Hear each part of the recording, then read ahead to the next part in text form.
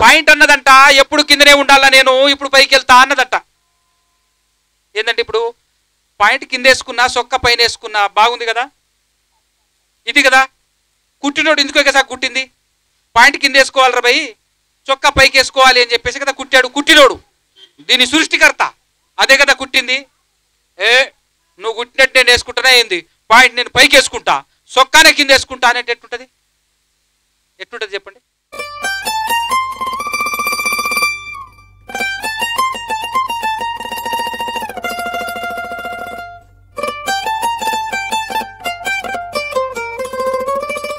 ప్రార్థన చేయబడింది కనుక మరికొన్ని విషయాలు మనం ఆలోచన చేసుకునేటటువంటి ప్రయత్నం చేద్దాం.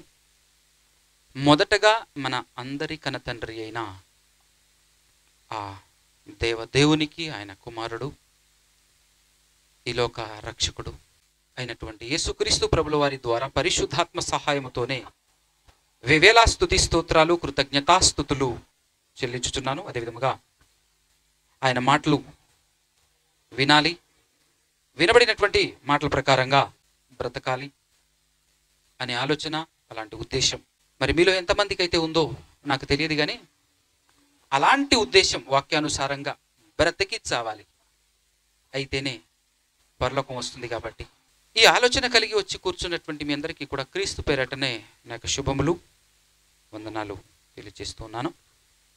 ఈరోజు మనమందరం ఈ విధంగా కూడుకోవటానికి గల కారణం కృతజ్ఞత కూడిక అని తెలియజేశారు.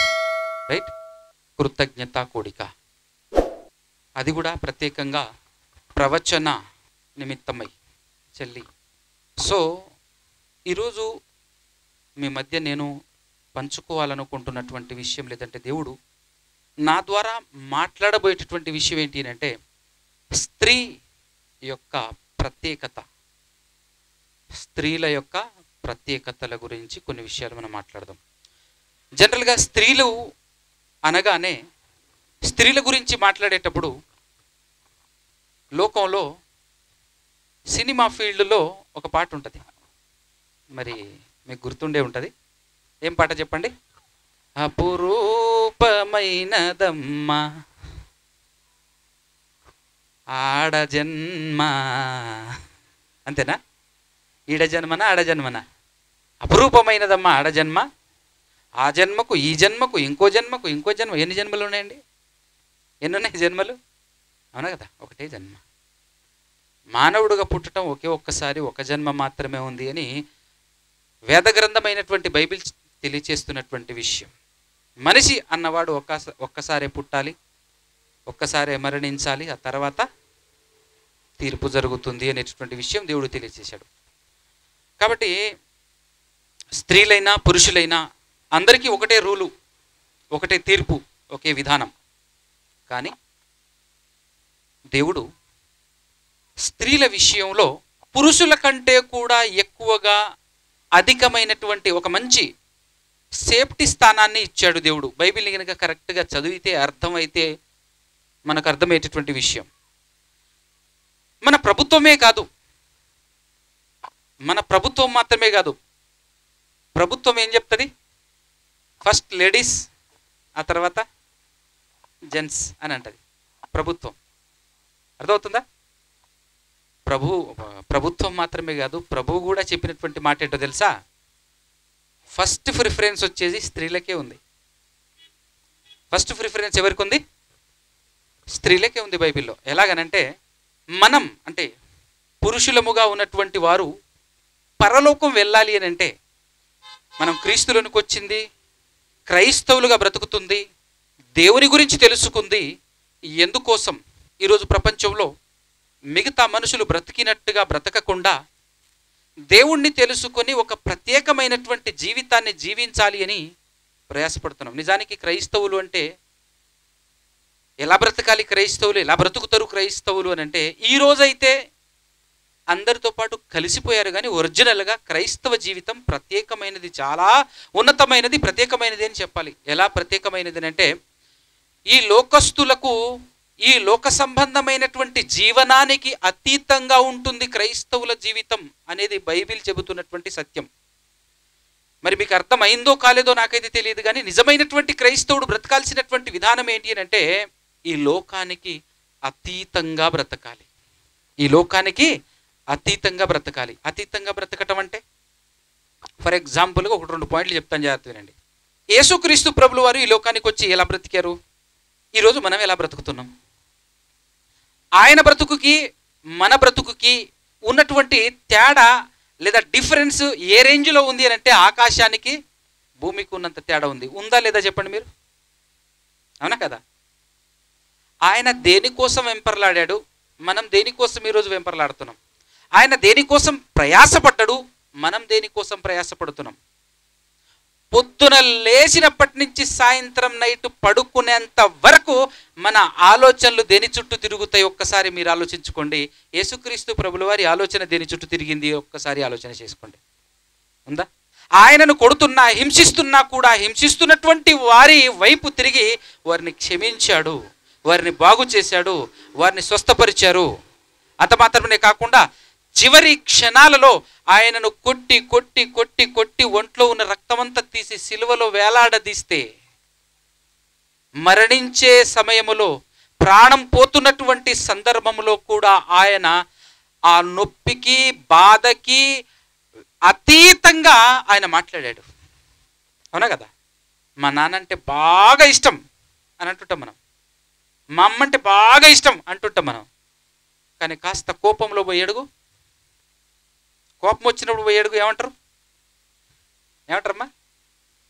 అంతేనే కదా?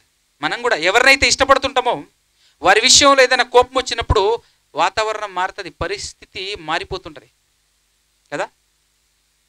కానీ పరిస్థితి చేయి దాటిపోయినా, ప్రాణం వదిలేయాల్సిన పరిస్థితి ఏర్పడినా కూడా అలాంటి సందర్భంలో ఆయన మాట్లాడుతున్నటువంటి మాట, తనను కొట్టి చంపాలి అని ప్రతి క్షణం ఎదురు చూస్తూ ఆఖరికి తీర్పు తీర్చే సమయాన కూడా ఇదిగో పిలాతు గారు ఒక మాట అంటాడు, ఈయనలో అయితే ఏ తప్పు కనబడట్లేదయ్యా, ఎలాగూ ఈ పండుగ సందర్భముగా ఒక ఖైదీని విడుదల చేసేటటువంటి ఆనవాయితీ మనకుంది కాబట్టి నేను యేసుక్రీస్తు ప్రభుల వారు అనగా మీరు యూదుల రాజుగా చెప్పుకుంటున్నటువంటి యేసుక్రీస్తును నేను విడుదల చేయాలి అనుకుంటున్నాను అనేటటువంటి ఒక మాట పిలాతు గారు ప్రకటించిన వెంటనే ముక్త కంఠంతో ఆగకుండా అరిచారు, సిలువవై సిలువవై సిలువవై సిలువవై అని అరిచారు.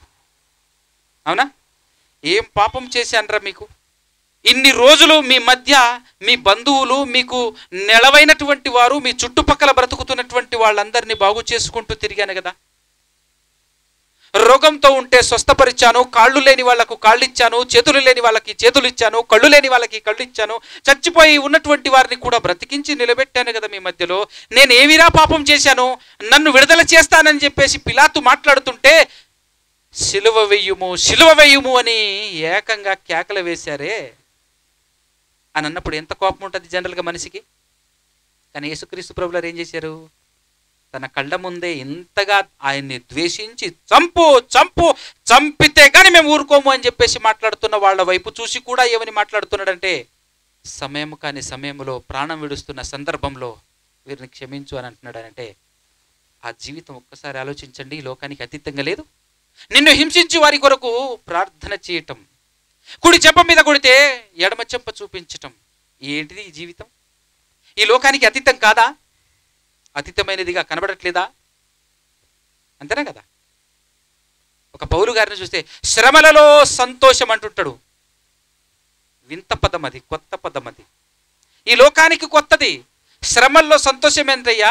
శ్రమల్లో బాధపడుతుంటాం, శ్రమల్లో ఏడుస్తుంటాం, శ్రమల్లో విలవెల్లాడిపోతుంటాం, కానీ శ్రమలలో సంతోషిస్తున్నావా మహానుభావా అన్నట్టుంటుంది వ్యవహారం. అది క్రైస్తవ్యం యొక్క జీవితం. క్రైస్తవులు బ్రతకాల్సినటువంటి విధానం మనం ట్రై చేయాలి, ప్రయత్నం చేయాలి, ప్రయాసపడాలి. ఇదిగో అలా బ్రతకటానికి, అలా బ్రతికినోడే క్రైస్తవుడు, అలా బ్రతికినోడే క్రైస్తవుడు. బయట ఉన్నటువంటి వాళ్ళు ఇదంతా వింటే ఏమనుకుంటారు తెలుసా? ఏచి అట్లాంటి బతకటం కన్నా సావటం మేలరా అనుకుంటాడు. బయట ఉన్నటువంటి వాడికి అట్లనే అనిపిస్తుంది. ఎందుకంటే వాడికి తెలియదు కదా జీవితం విలువ, వాడికి తెలియదు మరణం మన జీవితానికి ఆరంభమని, మరణమే ముగింపు, ఆ తర్వాత ఏమీ లేదు అని నమ్ముతున్నటువంటి వాడు ఇక్కడే ఎంజాయ్ చేయి, సంతోషించు, ఆనందించు అని అంటుంటాడు. కానీ ఒరే ఇది 4 రోజుల జీవితం.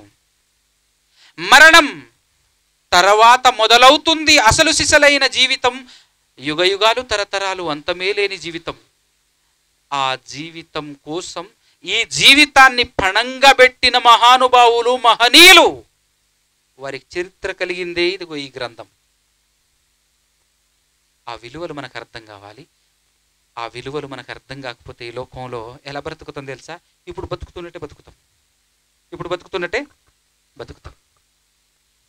కాబట్టి మనమందరము, ఇట్ మీన్స్ ఇక్కడ నేను చెప్పబోతున్నటువంటి విషయం ఏంటంటే, పురుషులు ఈ భూలోకంలో ప్రభువును మెప్పించాలి, దేవుణ్ణి మెప్పించాలి. దేవుణ్ణి మెప్పించితే తప్ప తను పరలోకం చేరలేడు. ఇప్పుడు దేవుడు కనబడతాడా? మీరు చెప్పండి, దేవుడు కనపడతాడా?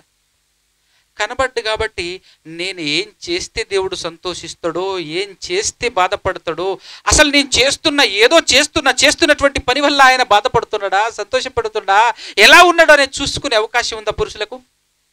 ఉందా? కానీ ఆయన్ని సంతోషపెట్టే ప్రయత్నం ప్రతిక్షణం చేయాలి, ప్రతిదినం చేయాలి పురుషుడు. అయితే తప్ప అతనికి పరలోకం లేదు.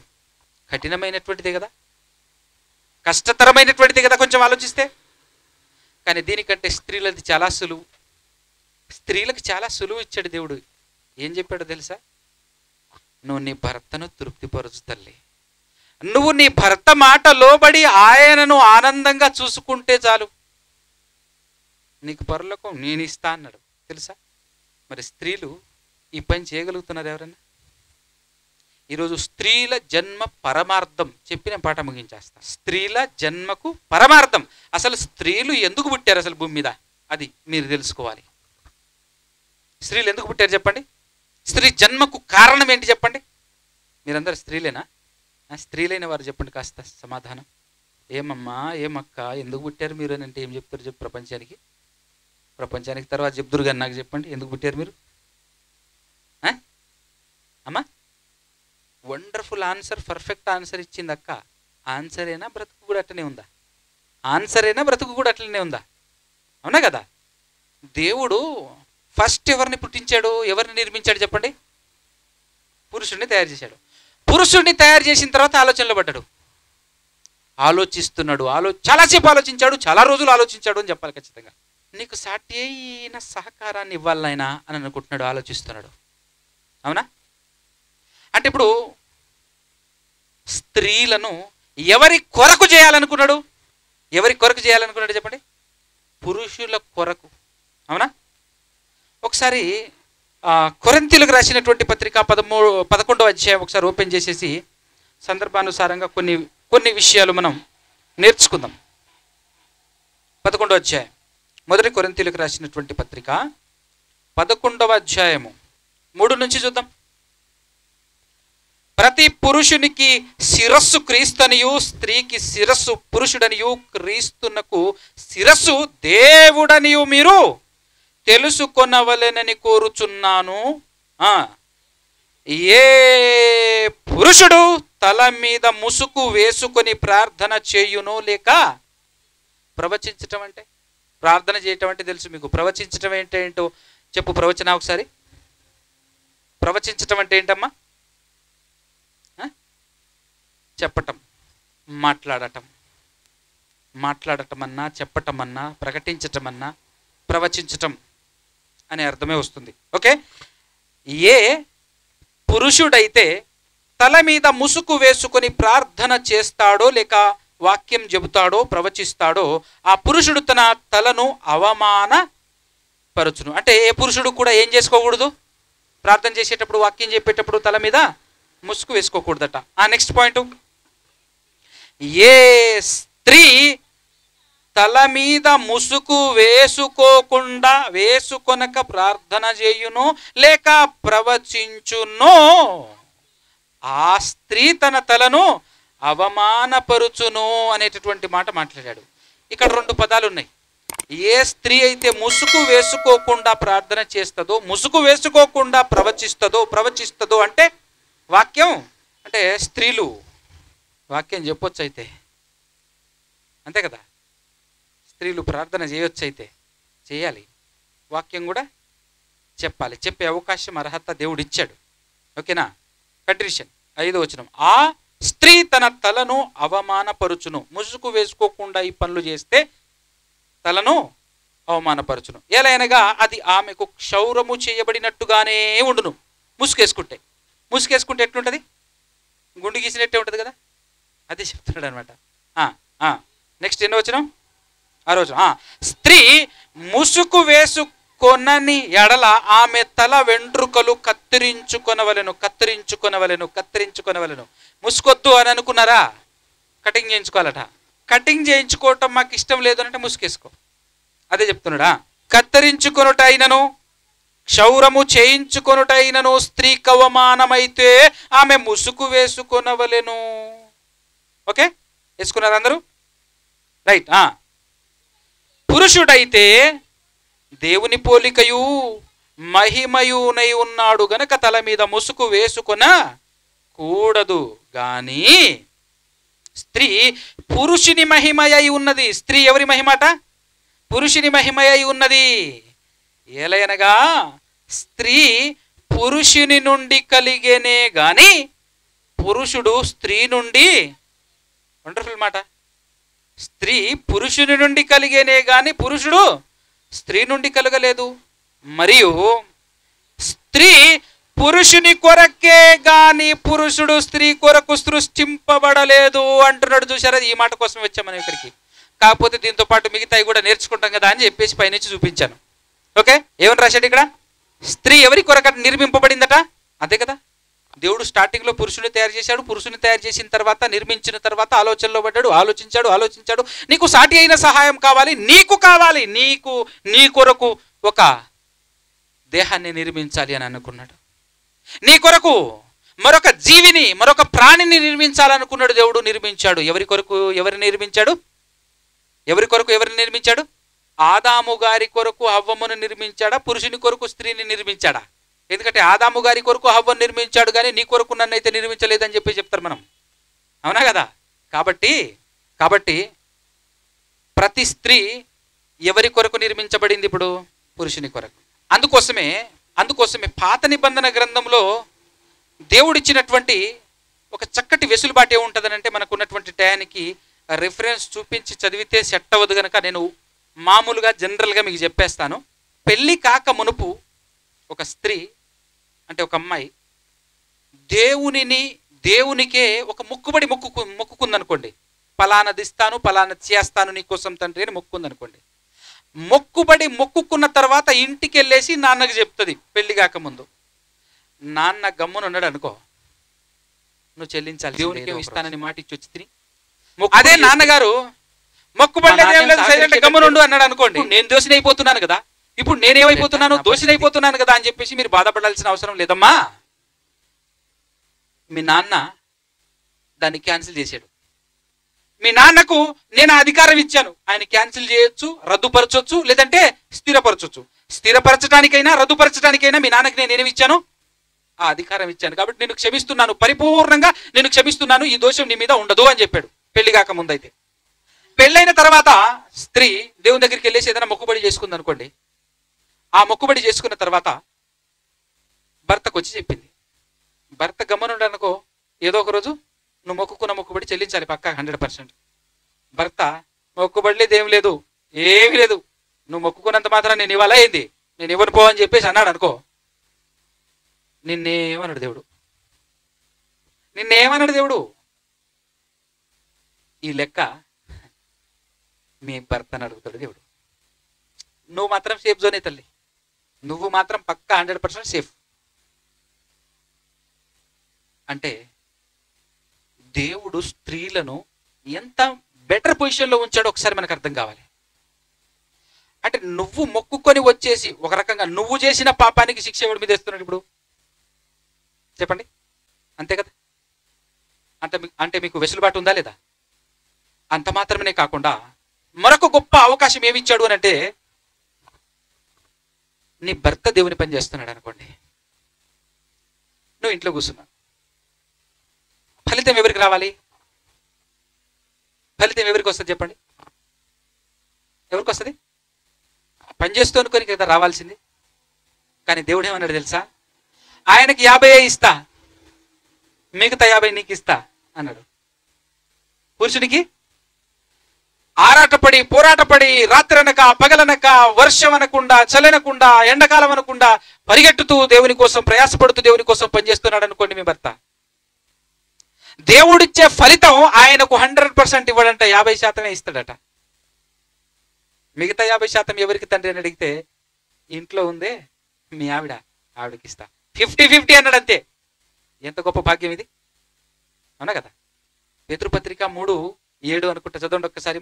మొదటి పేతురుపత్రిక 3:7 అటువలనే పురుషులారా, జీవము అనే కృపావరములో మీ భార్యలు మీతో పాలివారై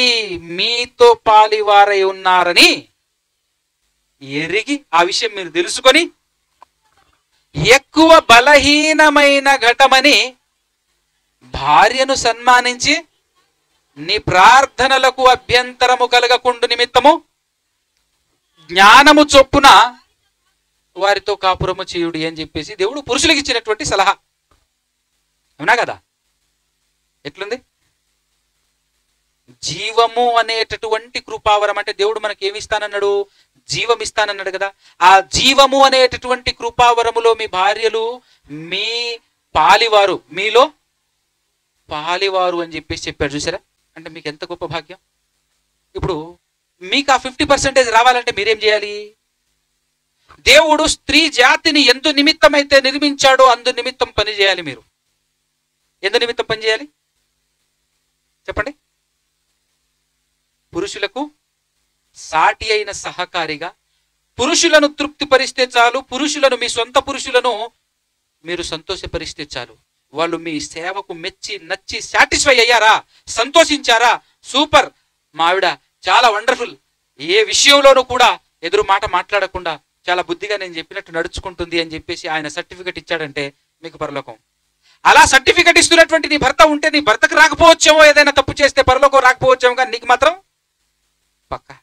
ఎందుకంటే నువ్వు ఎవరికి లోబడి బ్రతుకుతున్నావు? దేవుని ఆజ్ఞకు లోబడి బ్రతుకుతున్నావు. దేవుని ఆజ్ఞ ఏంటి?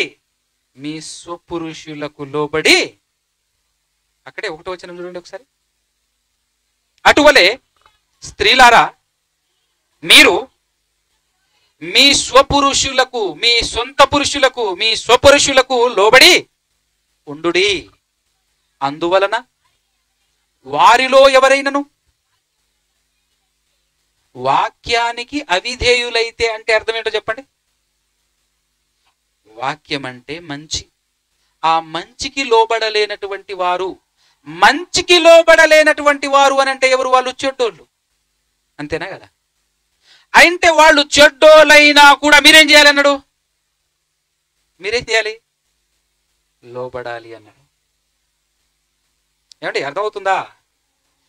కొంతమంది స్త్రీలు ఏమంటారంటే, మా ఆయనకు నేను లోబడి బ్రతుకుతాను కానీ మా ఆయన మంచోడు కాదండి. మా ఆయన ఎవరు కాదు. సరే, నువ్వు ఆ మాట అన్నావని చెప్పేసి మీ భర్త దగ్గరికి వెళ్ళేసి అడిగితే ఆయన ఏమంటాడు తెలుసా? మా ఆవిడ మంచిది కాదంటాడు. ఎవరిది రైటు? ఎవరిది రైటు? అందుకోసమే ఎవరికి వారు యమునకు తీరే అన్నట్టుగా జడ్జిమెంట్లు ఇచ్చుకోకుండా దేవుని వాక్యానికి లోబడాలి. దేవుడు ఏం చెప్పాడు మీతో అని అంటే, అతను మంచివాడైనా చెడ్డవాడైనా నువ్వు ఆయనకు లోబడి బ్రతుకు తల్లి, నువ్వు లోబడి బ్రతికే విధానం ఆయనకు నచ్చితే ఆయన మారుతాడు చూడు అని చెప్పేసి మాట్లాడింది ఎవరు? నిన్ను ఆయన్ని నిర్మించిన వాడు మాట్లాడుతున్నాడు. ఏమని? నువ్వు ఆయనకు లోబడి బ్రతుకు, ఖచ్చితంగా మారే అవకాశం ఉంది అని చెప్తున్నాడు. ఖచ్చితంగా ఆయన మారే అవకాశం ఉంది అని అన్నప్పుడు ఆ ప్రయత్నం మనం చేయాలన్నా వద్దా? చేయాలి కదా? చేస్తున్నారా? మరి చేస్తున్నారా? లేదంటే మీ భర్తలు ఎందుకు చేసుకున్నాయి అని అనిపించేలా, ఆయన ఆ విధంగా అనుకునేలా మీ ప్రవర్తన ఉందనుకోండి, మీరు అట్టర్ ఫ్లాప్. మీకున్న గొప్ప అవకాశం ఏంటి అంటే, మేము దేవుడిని మెప్పించాలి, మీరు మీ స్వపురుషులను మెప్పించాలి. నిజంగా నా భర్త సంతోషంగా ఉన్నాడా లేదా, ఆయన నా విషయంలో ఆనందంగా ఉన్నాడా లేదా, నేను చేస్తున్న సేవలో తృప్తిగా ఉన్నాడా లేదా అని చెప్పేసి మీరు ఇంటే చూడొచ్చు, పసిగొట్టొచ్చు, ఆయన్ని ఆనందపరచొచ్చు, పక్కనే ఉంటాడు కాబట్టి. కానీ దేవుడు ఆనందంగానే ఉన్నాడా నేను చేస్తున్నటువంటి కార్యక్రమంలో? నేను మాట్లాడుతున్నటువంటి మాటలను బట్టి దేవుడు సంతోషిస్తున్నాడా? ఆయన ఫీలింగ్ ఎలా ఉన్నాయి చూసుకోవాలంటే నేను చూసుకోగలనా? పురుషులు చూసుకోగలరా? అంటే కత్తి మీద సాము లాంటిది పురుషులకు ఉన్నటువంటి డ్యూటీ. కానీ మీ డ్యూటీ మీ కళ్ళ ముందే ఉంది. మీ డ్యూటీ ఎక్కడుంది? కళ్ళ ముందే ఉంది. అందుకోసమే ఈరోజు సమాజం స్త్రీలపై డిపెండ్ అయి ఉంది. అవునా కదా? ప్రపంచం మొత్తం, నేను ఇంతకు ముందు కూడా చాలాసార్లు చెప్పాను, ప్రపంచం మొత్తం కుటుంబాలతో నిండి ఉంది కదా. ప్రతి కుటుంబంలో ఏముంది? స్త్రీలు ఉన్నారు. ప్రతి కుటుంబంలో స్త్రీ ఉంది కదా. ఏ కుటుంబంలో ఉన్నటువంటి స్త్రీ అనుకువగలిగి బ్రతుకుతుందో ఆ కుటుంబం కొనియాడబడుతుంది, గొప్పగా కొనియాడబడుతుంది గ్రామంలో. ఏ కుటుంబంలో స్త్రీ అనుకువగా భర్త మాటకు లోబడక భర్తనే ఎదిరిస్తూ అవసరమైతే భర్తను కొడుతూ ఉందనుకోండి, ఆ కుటుంబం గురించి లోకంలో ఏం మాట్లాడుకుంటాడు చెప్పండి? ఎలా మాట్లాడుకుంటారు చెప్పండి? ఇంతన్నా విలువిస్తారా? కనీసం 1% అయినా విలువిస్తారా? అంటే పురుషుని గాలిపోవాలన్నా నిలవాలన్నా ఎవరి చేతిలో ఉంది చెప్పండి? ఇప్పుడు కరెక్ట్గా చెప్పాలంటే వాడి జీవితం పంచర్ అవ్వాలన్నా ప్యాచ్లు వేయాలన్నా ఎవరి చేతిలో ఉంది కదా. కేవలం పురుషుని జీవితం మాత్రమే కాదు తల్లి, ప్రపంచం స్త్రీపై డిపెండ్ అయి ఉంది. ఒకప్పుడు రాజుల కాలంలో జరిగిన మేలు చెప్తాను, కీడు కూడా జరిగింది, కానీ నేను ఈరోజు మేలు గురించి చెప్పాలనుకుంటాను. రాజుల కాలంలో రాజరికపు వ్యవస్థలో స్త్రీలు దేవుడు నిర్మించిన బాధ్యతలో మాత్రమే ఉండేటోళ్ళు. దేవుడు నిర్మించిన బాధ్యత అంటే గృహ పరిపాలన. భర్తను ప్రేమించాలి, పుట్టి పిల్లల్ని ప్రేమించాలి, వాళ్ళని సేవ చేసుకోవాలి, బ్రతకాలి. ఆ విధంగానే ఉండేటోళ్ళు ఆ కాలంలో. కాబట్టి దేశాలు కొనియాడబడ్డాయి, కుటుంబాలు గొప్పగా బ్రతికినాయి. కానీ ఈరోజు ఎలా ఉంది చెప్పండి? ఈరోజు సమాజంలో ఎలా ఉంది?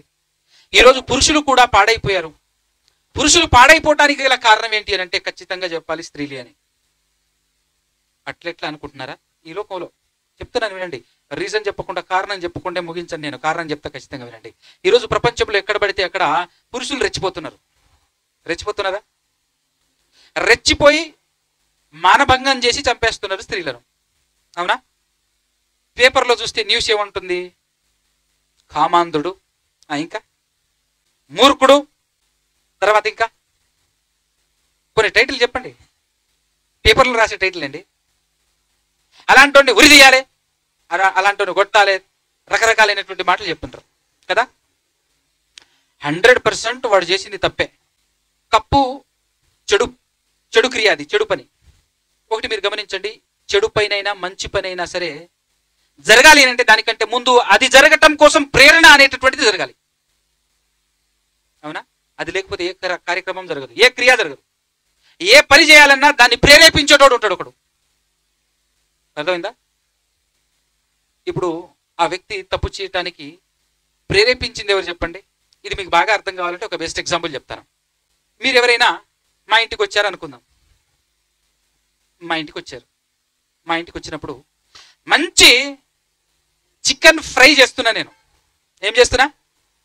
చికెన్ ఫ్రై, దమ్ బిర్యానీ మంచిగా వండుతున్నాను. నీకు కనబడేలా నువ్వు చూస్తున్నావు, స్మెల్ కూడా పీలుస్తున్నావు. ఆహా, ఎట్లుంటది పరిస్థితి కదా? నీకు పెట్టకుండా పంపించాను అనుకో, ఎట్లుంటది ఒకసారి ఆలోచన చేయి. నీకు పెట్టకుండా పంపించిన ఇంటికి రిటర్న్ గో అని నీ మనసు ఎట్లుంటది? ఒరే వాడు పెట్టకపోయాడు కానీ ఆ స్మెల్ చూసినప్పటి నుంచి నా మనసు ఆగట్లేదు, కానీ తర్వాత సంగతి 500 పోతే పోయినాయి, కానీ పదరా బిర్యానీ ఇద్దాం. ఎడిగిపోతావు? మంచి దమ్ బిర్యానీ హోటల్ చూడరా, వెళ్దాం పద తిందామని చెప్పేసి తింటావా? నేనే చాలాసార్లు తినాలా, నిజం.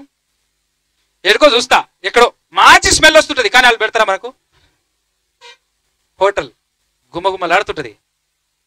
కరెక్ట్గా ఆకలి అయ్యే సమయం, ఒకవేళ ఆ సమయంలో ఆకలి లేకపోయినా కూడా కాస్త 2 గంటలు జర్నీ చేసిన తర్వాతనైనా సరే అక్కడ వాసన వచ్చింది కాబట్టి ఇప్పుడు మళ్ళీ హోటల్లోకి వెళ్తే ఏం తినాలి? దమ్ బిర్యానీ తినాలి, అంతే. అంటే ప్రేరణ ఎవరిచ్చారు నాకు? అర్థమవుతుందా? అందుకోసమే ఈ ఎగ్జాంపుల్ మీకు అర్థమైతే ఒక విషయం చెప్తాను. సిటీస్లలో ఆఖరికి ఈరోజు పల్లెటూరుల వరకు వచ్చేసినటువంటి ఆచారం ఏంటంటే డ్రెస్సింగ్ స్టైల్. ఎవరిది? ఒకప్పుడు పాతకాలంలో పురుషులు చిన్న గోసిగుడ్డ వేసుకొని తిరిగేటోళ్ళు, అవునా కదా? ఒకప్పుడు పురుషులు అయినా ప్రపంచానికి ఏ ఎఫెక్ట్ లేదు, ఏ ఇబ్బంది లేదు, ఏ బాధ లేదు, ఎవడేమనుకునేది లేదు, వాళ్ళ ప్రభావం ప్రపంచం మీద పడలే. కానీ ఈరోజు స్త్రీలు ఏం చేస్తున్నారు మీరు చెప్పండి? చున్నీలు మర్చిపోయారు కదా? చున్నీలు ఉందా?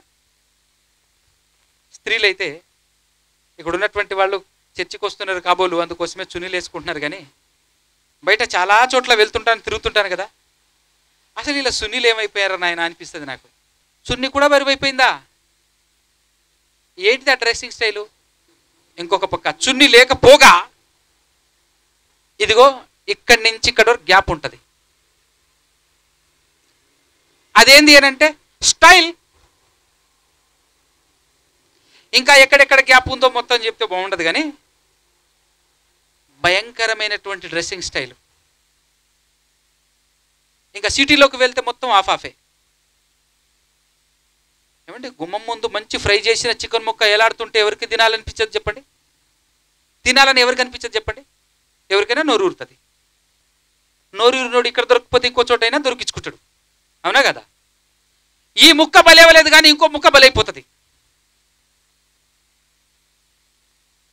ఏమంటారు దాన్ని? ఆశ పెట్టిన ముక్క తప్పించుకుంటుందేమో, కానీ దాని బదులు ఇంకో కోడి బలి. ఇప్పుడు ప్రేరణ ఇచ్చింది ఎవరు చెప్పండి? నిండు డ్రెస్సింగ్ స్టైల్ వేసుకొని మంచిగా నిండుగా కప్పుకొని తిరిగితే అమ్మతనం ఉట్టిపడాలి. అక్క అని పిలవగలగాలి, అమ్మ అని పిలవగలగాలి. నిన్ను చూడంగానే ఆ రేంజ్లో నీ డ్రెస్సింగ్ స్టైల్ ఉంటే ఎంత బాగుంటుంది, అవునా కదా? ఏ పురుషుడైనా ఇంట్లో కూడా ఆడోళ్ళు ఉంటారు. ఇంట్లో ఉన్న ఆడోళ్ళని ఎట్లా చూస్తాడు ఆయన? మన ఇంట్లో మన తల్లి ఉంటుంది, ఎల్లప్పుడూ ఎట్లుంటుంది? కప్పుకొని నీట్గా అన్ని చక్కగా ఉంటుంది. మన చెల్లెళ్ళు ఉంటారు, అక్కలు ఉంటారు, వాళ్ళందరూ కూడా నీట్గా తిరుగుతుంటారు. బయటికి వెళ్ళేసరికి సగం సగం కనపడ్డాయి అనుకో, ఎట్లుంటుంది పరిస్థితి చెప్పండి? ఓపెన్గా మాట్లాడుకుందాం. ఎందుకంటే సమాజం మీద ఎవరి ప్రభావం పడుతుందంటే స్త్రీల ప్రభావం పడుతుంది పక్క. దానివల్లనే ఈరోజు పురుషులు ఏం చేస్తున్నారంటే రెచ్చిపోతున్నారు. ఇప్పుడు చదవండి వాక్యం, 1 తిమోతికి రాసినటువంటి పత్రిక 2వ అధ్యాయము 9వ వచనము. మరియు స్త్రీలును అనుకువయు స్వస్థ బుద్ధియు గలవారై ఉండి తగు మాత్రపు వస్త్రముల చేతనే గాని జడలతోనైనను బంగారముతోనైనను ముత్యములతోనైనను మిగుల వెలగల వస్త్రములతోనైనను అలంకరించుకొనక దైవభక్తి గలవారమని చెప్పుకొను స్త్రీలకు తగినట్టుగా సత్క్రియల చేత తమ్మును తాము అలంకరించుకొనవలేను అని చెప్పేసి. ఎందుకు స్త్రీల డ్రెస్సింగ్ స్టైల్ గురించి ఎందుకు మాట్లాడాడు దేవుడు? 2000 సంవత్సరాల క్రితం వీళ్ళు చున్నీలు వదిలేస్తారని తెలుసు దేవునికి, అవునా కదా? వీళ్ళు సగం సగం ఇప్పుడు ఆ డ్రెస్సింగ్ స్టైల్లో మేము అందాన్ని చూపిస్తున్నాం, మా అంద ప్రదర్శన చేస్తున్నామని అనుకుంటున్నారు. కానీ దానివల్ల అనేక మంది పురుషులను రెచ్చగొడుతున్నారన్న సంగతి తెలుసా వీళ్ళకు? మళ్ళీ ఇవన్నీ ఓపెన్గా మనం మాట్లాడామనుకో ఏమంటారు తెలుసా? అంటే మాకు స్వేచ్ఛ లేదా, మాకు ఫ్రీడమ్ లేదా, అంటే మేము ఎప్పుడు అణిగిమణిగే ఉండాలా? ఏం చేస్తావు? సృష్టించిన సృష్టికర్త నిన్ను అణిగిమణిగి పురుషునికి లోబడి పురుషునికి సేవ చేస్తూ బ్రతకమని దేవుడు చెప్పాడు. దాన్ని మించుతావా? దాన్ని దాటుతావా? ఎట్టుందంటే ఇది నాకు అనిపించినటువంటి ఒక బెస్ట్ ఎగ్జాంపుల్ చెప్తే కానీ అర్థం కాదు మనిషికి. పాయింట్ అన్నదంట ఎప్పుడు కిందనే ఉండాలా, నేను ఇప్పుడు పైకి వెళ్తా అన్నదట. ఏంటంటే ఇప్పుడు పాయింట్ కింద వేసుకున్నా, సొక్క పైన వేసుకున్నా బాగుంది కదా, ఇది కదా. కుట్టినోడు ఎందుకో కదా కుట్టింది, పాయింట్ కింద వేసుకోవాలరా భయ్, చొక్కా పైకి వేసుకోవాలి అని చెప్పేసి కదా కుట్టాడు కుట్టినోడు. దీని సృష్టికర్త అదే కదా కుట్టింది. నువ్వు కుట్టినట్టు నేను వేసుకుంటానా ఏంది, పాయింట్ నేను పైకి వేసుకుంటా, సొక్కానే కింద వేసుకుంటా అనేది ఎట్లుంటుంది? ఎట్లుంటుంది చెప్పండి? మూర్ఖత్వం కాదు అది, అన్నా కదా? పాయింట్ ఎక్కడ ఉండాలో అక్కడే ఉండాలి, సెట్ ఎక్కడ ఉండాలో అక్కడే ఉండాలి, బనీని ఎక్కడ వేసుకోవాలో అక్కడే వేసుకోవాలి, అన్నీ ఏవి ఎక్కడ ఉండాలో అక్కడ ఉండాలి అనే విధంగా మనం మనం నిర్మించుకున్న దగ్గర మాత్రం బాగుంటుంది. అది అక్కడే ఉండాలి, ఇది ఇక్కడే ఉండాలి అని చెప్పేసి మనం మాట్లాడతాం. ఇల్లు సర్దేటప్పుడు కూడా చూడండి, ఇంట్లో ఉన్నటువంటి స్త్రీ చక్కగా అమర్చేస్తుంది. ఏ మసాలా ఎక్కడ ఉండాలో, ఏ కారం పొడి ఎక్కడ ఉండాలో, ఏ ఫ్రిడ్జ్ ఎక్కడ ఉండాలో చక్కగా అమర్చేస్తుంది. అట్టగా తిట్టా అని చెప్పేసి పురుషుడు అన్నాడు అనుకో, ఎంత కోపం వస్తుంది. ఏది ఎక్కడ ఉండాలో నాకు తెలుసు, ఏది ఎక్కడ పెట్టాలో నాకు తెలుసు, అక్కడ పెట్టాను, మళ్ళీ నువ్వు వచ్చి ఇది ఈడా ఇది ఆడా అని చెప్పేసానంటే నేను ఊరుకోనని అంటాం. అంతేనా కదా? మరి సృష్టికర్త నిన్ను తయారు చేసినోడు అన్నాడు, నీ పొజిషన్ ఇది అని అన్నాడు, నేను ఉండను అని అంటే ఎట్టుంటుంది? నీ పొజిషను ఇక్కడ ఉండాలి. అసలు నిన్ను నిర్మించింది ఎందుకో తెలుసా? స్త్రీలను దేవుడు పుట్టించటానికి, నిర్మించటానికి గల కారణమే ఓపెన్గా చెప్పాడా లేదా? పురుషుని కోసం తల్లి నిన్ను పుట్టించింది. నేను పురుషుడి నుంచే అధిగమిస్తా, నాకేం తక్కువ అని అంటే, నేను ఆయనకి ఏం తక్కువ, నేను ఆయనకి ఎందుకు లోబడాలి అని అంటే, ఇందాక చెప్పిన ఎగ్జాంపుల్ టైప్లో వస్తుంది అనమాట. చెప్పులు కుట్టినోడు లేదంటే చెప్పులు తయారు చేసినోడు ఎక్కడ పెట్టుకోవాలని పెట్టాడు, తయారు చేశాడు, పాదాలకు వేసుకోవాలని చెప్పాడు. మనం ఎప్పుడు పాదాలకేనా, ఈరోజు నేను నెత్తిన వేసుకుంటానంటే, నేను చేతులకు దొడుక్కుంటా అంటే ఎట్లుంటుంది చెప్పండి ఒకసారి. మనకు అర్థం కావటం కోసం చెప్తున్నాను. దేవుడు ఎక్కడ ఉంటే శ్రేయస్కరమని ఆలోచించాడో అక్కడ నిన్నుంచాడు. అక్కడ ఉండటమే ఉత్తమం. అలా ఉండటం వల్లనే నీకు లాభం, నీకు ప్రయోజనం. ప్రపంచం శాంతియుతంగా ఉంటుంది, ప్రపంచం ప్రశాంతంగా ఉంటుంది. కాదు కూడదు, నేను అలా చేస్తా ఇలా చేస్తా, నాకేం తక్కువ. తక్కువని ఎవరన్నారు? నువ్వు తక్కువని ఎవరన్నారు? నిన్ను తక్కువగా ఎవరు అంచనా వేశారు? నీకున్నటువంటి బలం పురుషునికున్నటువంటి బలంతో సమానమైన దేవుడే సాటి అయిన సహకారం అన్నాడే తప్ప సాటి లేని సహకారం అని అనలే. సాటి అయిన సహకారం అంటే అర్థం ఏంటి? సాటి అయిన సహాయం అంటే అర్థం ఏంటండి? దాని అర్థం తెలుసా మీకు? అప్పుడప్పుడు మాట్లాడుతుంటారు కొంతమందిని చూపించి. ఫర్ ఎగ్జాంపుల్గా క్రికెట్లో బాగా ఆడినటువంటి వ్యక్తి ఎవరు చెప్పండి? తెలియదా మీకు? సచిన్ టెండూల్కర్ కదా. సచిన్ టెండూల్కర్ గురించి మాట్లాడుతూ ఏమని మాట్లాడతారు తెలుసా? ఆయనకు సాటి లేరు, ఆయనకు పోటీ లేరు అంటాడు. ఆయనకు సాటి అయినటువంటి వారు అంటే అర్థం ఏంటి తెలుసా? ఆయనతో సమానులు రారు. ఆయనకు సాటి అయిన వారు ఎవరు లేరు అని అంటే ఆయనకు సమానుడు రారు అని అర్థం. కానీ దేవుడు ఏమన్నాడు? సాటి అయిన సహకారి అన్నాడు. సాటి అయిన సహకారి అని అంటే నీకు సమానమైనటువంటి బలమే ఉన్నప్పటికీ దేవుడు నిన్ను అక్కడ ఉంచాడు. చెప్పులు రెండు ఉంటాయి కదా, రెండు చెప్పులు సమానంగానే ఉంటే ఏమన్నా హెచ్చు తగ్గులు ఏమైనా ఉంటాయా? ఎడమకాలి చెప్పు పెద్దగా ఉంటుంది, కుడికాలి చెప్పు చిన్నగా ఉంటుంది అని ఏముందా? లేదంటే కుడికాలి చెప్పులేమో లావుగా ఉంటుంది, ఎడమకాలి చెప్పులేమో సన్నగా ఉంటుంది అని చెప్పేసి అని ఉందా? ఏం లేదు కదా. సమానమే అయినప్పటికీ కుడికాలి చెప్పు కుడికాల్లోనే ఉండాలి, ఎడమకాలి చెప్పు ఎడమకాలికే ఉండాలి. లేదు లేదు నేను మార్చేసుకుంటానంటే ఏం చెప్తావు? అవునా కదా. మీరిద్దరు సమానమే అయినా నువ్వు ఆయనకు లోబడి బతకాలి, నిన్న ఆయన యజమానిగా ఉండాలి అని దేవుడు నియమించాడు. ఒక కట్టడ, ఒక నియమం. దానికి లోబడకపోతే పోయే కాలం వచ్చినట్టేనా కదా.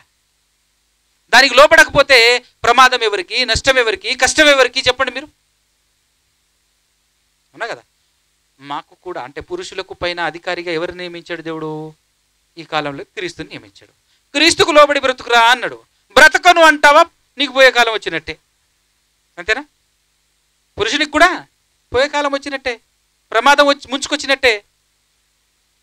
సో దేవుడు మనకు ఏ పొజిషన్లో ఉండి నీ బాధ్యతను నెరవేర్చుమని చెప్పాడో ఆ పొజిషన్లో ఉండటం ఉత్తమం. అదే న్యాయం, అదే మనకు శ్రేయస్కరం, అదే మన జీవితానికి మేలుకరం. అవునా కదా. కరెక్ట్గా చెప్పాలంటే స్త్రీలు అనుకోగలిగి స్వస్థ బుద్ధితో పద్ధతిగా పురుషుడకు లోబడి బ్రతికితే అద్భుతమైన మేలు జరుగుతుంది మన జీవితానికి, మన కుటుంబానికి, ప్రపంచానికి. ఒకవేళ లేదనుకోండి భయంకరమైన నష్టం జరుగుతుంది. కుటుంబానికి మాత్రమే కాదు, ప్రపంచానికి నష్టం జరుగుతుంది. ఈ విషయం నేను ఆలోచిస్తున్నప్పుడు దీనికి కూడా ఒక చక్కటి ఎగ్జాంపుల్ గుర్తుకొచ్చింది. వ్యవసాయం చేసేటటువంటి రైతుకు వ్యవసాయం చేసేటటువంటి మందు బాటిల్ చూసారా మీరు?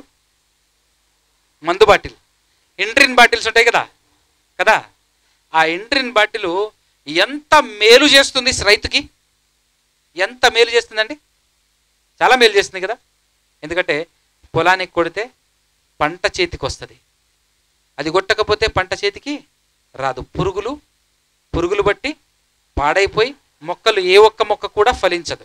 ఫలించాలి అంటే దాన్ని పట్టినటువంటి పురుగు వదలాలి అని అంటే ఈ ఇంట్రిన్ డబ్బా తీసుకెళ్ళేసి దాన్ని కొడితే ఎంత ప్రయోజనం, ఎంత లాభం చూసారా కదా.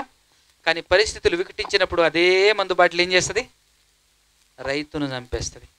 ఆ రైతును మేలు చేసే ఆ బాటిలే రైతు ప్రాణాలు కూడా తీసేస్తుంది. ఆ బాటిల్తో సమానం అనిపించింది నాకు స్త్రీ జీవితం. అవునా కదా? అవునా కదా? అనుకోగలిగి జాగ్రత్తగా కుటుంబంలో భర్త మాట విని లోబడి బ్రతుకుతుంటే పురుషునికి ఎంత లాభం, ఎంత గౌరవం లోకంలో, ఊరిలో చాలా దక్కుతుంది.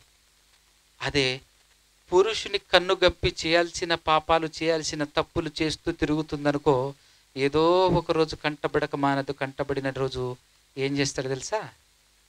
ఇంట్లో ఫ్యాన్ ఉంటుంది, ఫ్యాన్కు మీరు కట్టుకున్న సీరే ఉంటుంది, కాకపోతే ఆ సీరలో మీరుండరు, మీ ఆయన ఉంటాడు.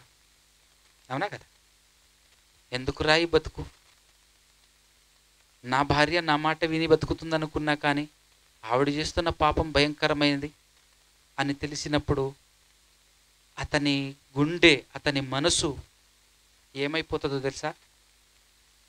నిలబెట్టి చంపాలనిపిస్తుంది స్త్రీని. కానీ స్త్రీ మీద ఎక్కువ ప్రేమ. ఆ ప్రేమతో ఏం చేస్తాడనంటే స్త్రీని ఏమి చేయలేక తానే చచ్చిపోతాడు.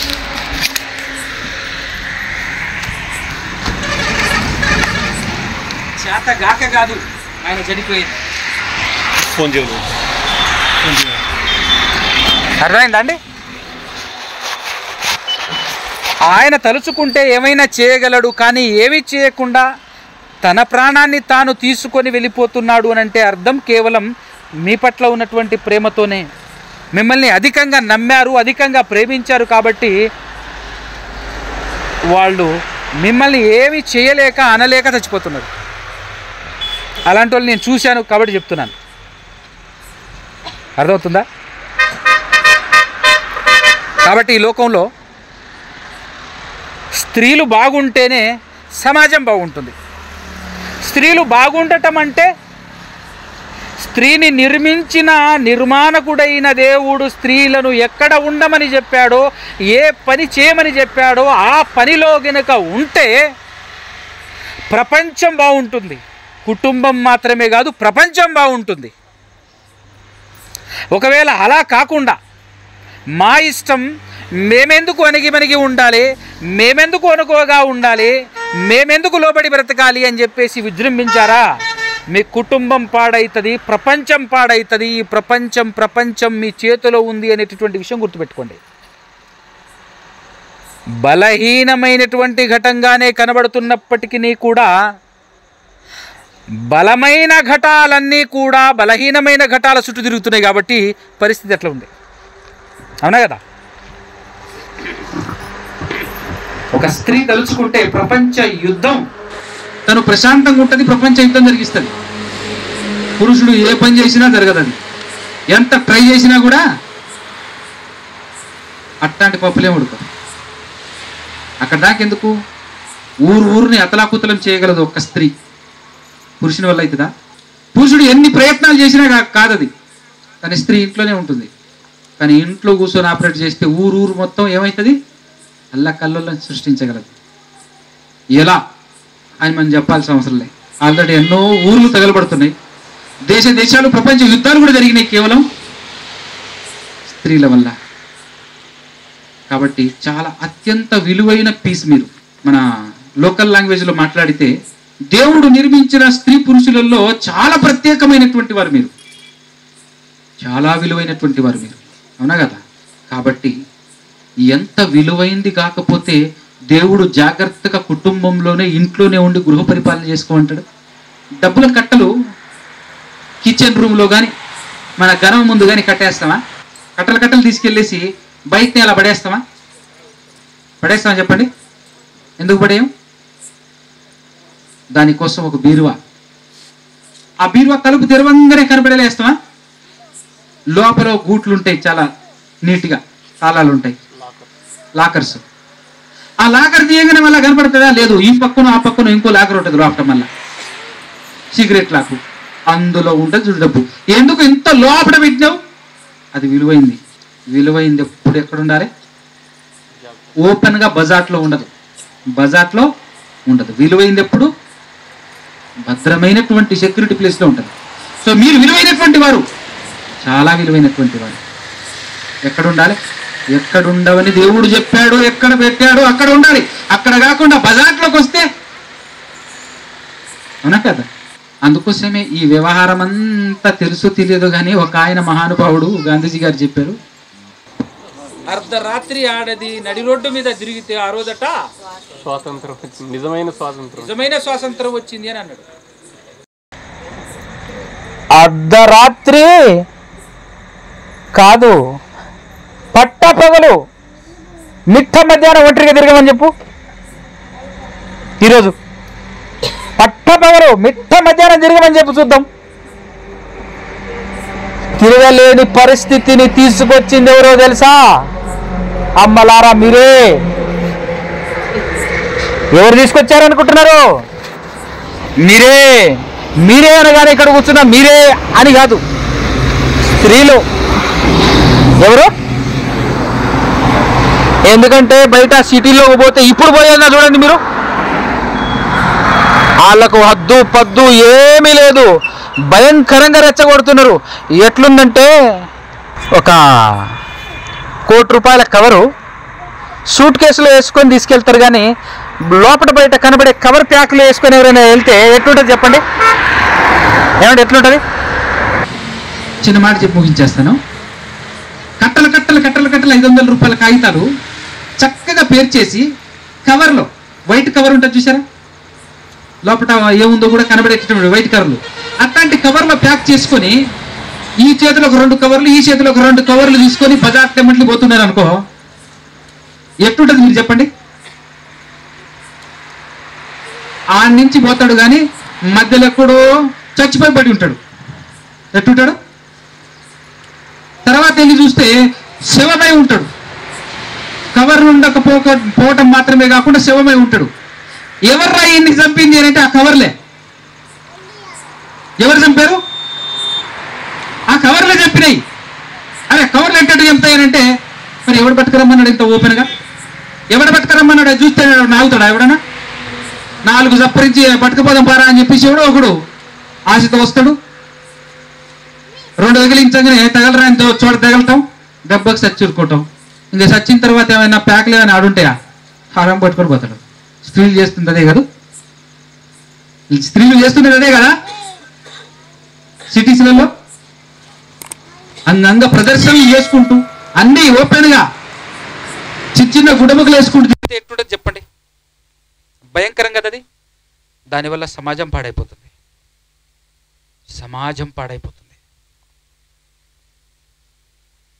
కాబట్టి ఏ వస్తువు ఎక్కడుండాలి, మరి ముఖ్యంగా విలువైనటువంటి వస్తువు ఎక్కడుండాలో అక్కడే ఉండాలి.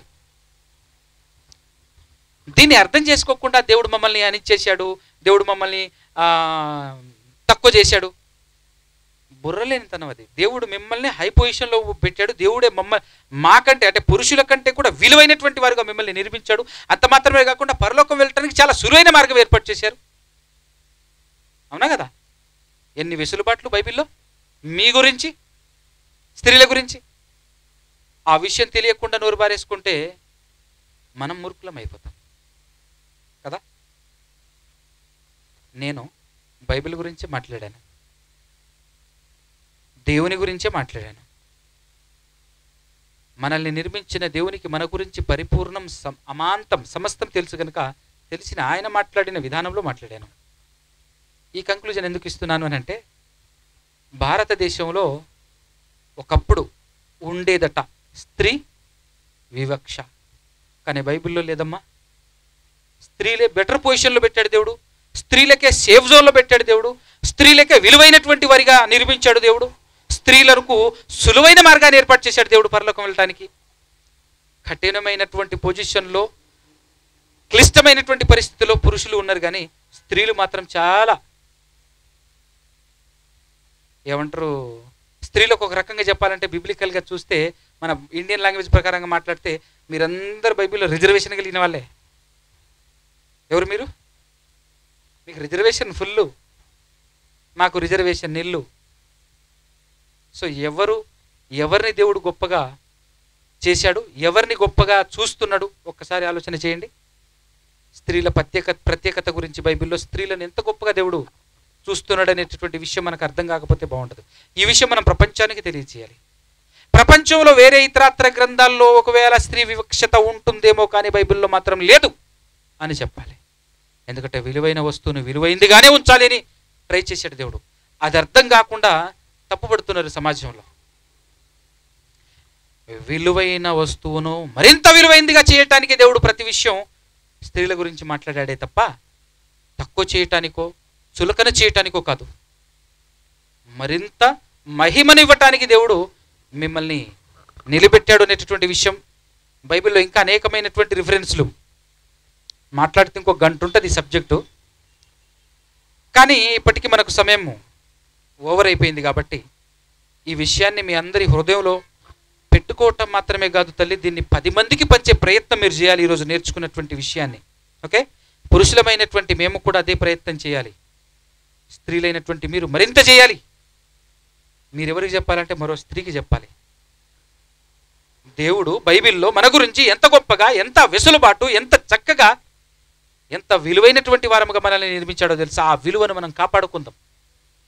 ఏదో శరీర సంబంధమైన కోరికల కోసం బయటికి వెళ్ళాలి, విచలవిడిగా తిరగాలి, నాకు కూడా ఆ స్వేచ్ఛ ఈ స్వేచ్ఛ కావాలని చెప్పేసి మనల్ని మనం నాశనం చేసుకోవటం, మన ఆత్మీయ జీవితాన్ని నాశనం చేసుకోవటం, పరలోకానికి వెళ్ళే అవకాశం చేజార్చుకోవటమే తప్ప దానివల్ల ప్రయోజనం అయితే లేదు, నష్టమే తప్ప లాభం అయితే మీకు లేదు. కాబట్టి ఎక్కడ లాభం అంటే సృష్టికర్త అయిన దేవుడు మిమ్మల్ని ఎక్కడ ఉంచాడో అక్కడ ఉంటేనే మీ జీవితానికి లాభం, మీ కుటుంబానికి లాభం, ఈ ప్రపంచానికి లాభం, ప్రయోజనకరం. ఆ విధంగా మీరు బ్రతకాలని కోరుకుంటూ ఈ మాటలు ముగిస్తున్నాను. కళ్ళు మూసుకొని తల్లోంచి చిన్న ప్రార్థనతో ముగించుకుందాం. పరిశుద్ధుడా పరిశుద్ధుడా పరమాత్ముడా పరమందు ఆసీనుడా సకలాశీర్వాదాలకు కారణభూతుడైన తండ్రి, ఇదిగో నాయన ఇప్పటి వరకు మీరు మాతో మా ద్వారా మాట్లాడినటువంటి విధానాన్ని బట్టి స్తోత్రములు తండ్రి. దేవా, పురుషుల కోసం మీరు నిర్మించారు స్త్రీలను, కాబట్టి స్త్రీలను తక్కువ చేశారు అనే విధంగా ఈ సమాజం మాట్లాడుతుంది. కానీ మీరు ఎంత గొప్పగా స్త్రీలను హెచ్చించారో, ఎంత గొప్ప విలువ మీరు వాళ్ళకి ఇచ్చారో అన్న విషయం ఈరోజు ప్రపంచానికి అర్థం కాలేదు, అర్థం చేసుకోలేకపోతున్నారు. కనుక నా తండ్రి నేను అంతటి గొప్ప విషయాన్ని ఈరోజు మీరు మాతో మా ద్వారా మాట్లాడినందుకు స్తుతులు, స్తోత్రములు, కృతజ్ఞత స్తుతులు. మీ చిత్తమైతే మరొకసారి ఇలాంటి విషయాలు అనేకమైనటువంటివి పరిపూర్ణమైనటువంటి అవగాహన కలిగే విధంగా మాట్లాడుకునే అవకాశం మాకు అనుగ్రహించమని ప్రాధాయపడుతూ ప్రతిమాలు కొంచెం వినటువంటి మీ పిల్లలందరినీ పేరు పేరు చొప్పున దీవించి ఆశీర్వదించి ఆత్మీయంగా వారందరూ బలపడి తండ్రి ఈ విలువైనటువంటి విషయాలను హృదయంలో భద్రపరుచుకొని వాటి ప్రకారంగా బ్రతికే భాగ్యం అనుగ్రహించమని కోరుచు ప్రతిమాలు కొంచెం యేసుక్రీస్తు ప్రభుల వారి యొక్క ఉన్నతమైన పరిశుద్ధమైన నామం ద్వారానే ప్రార్థన అడిగి వేడుకొంచు ప్రతిమాలు కొంచెం పొందుకొని ఉంటున్నాము కన తండ్రి. ఆమేన్.